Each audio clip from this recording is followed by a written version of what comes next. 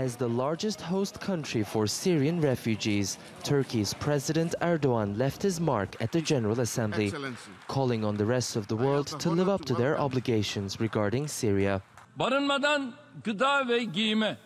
We're covering all of the needs of some 3 million refugees, from lodging to food and clothes.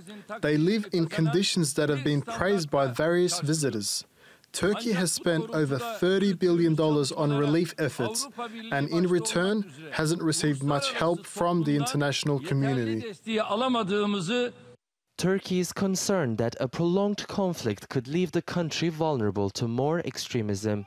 And the last thing they need in the region is another conflict in Iraq.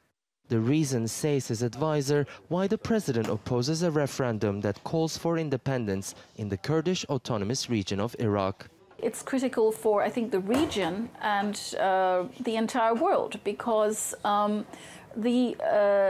if this referendum goes ahead, and the president also, asserted this in his speech, that it's likely that it will lead to new conflicts in the region, which is the last thing the region needs and the world needs, because we're already dealing with Daesh in Syria and in Iraq, and Turkey is also dealing with the PKK threat.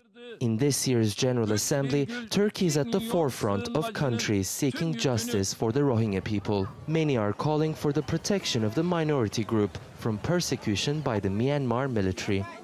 Erdoğan's speech has been dominated by a series of humanitarian cases across the world, but his final message targeted reforms right here at the UN. The kind of reform the US has been pushing for is one that deals with the UN's finances and bureaucracy, but President Erdoğan is pushing for a political reform that focuses on the restructuring of the Security Council and for veto power to go beyond the 5 permanent members. It's a sensitive challenge and one that the Turkish leader seems determined to keep on the UN agenda. It is Tianshan, TRT World, United Nations.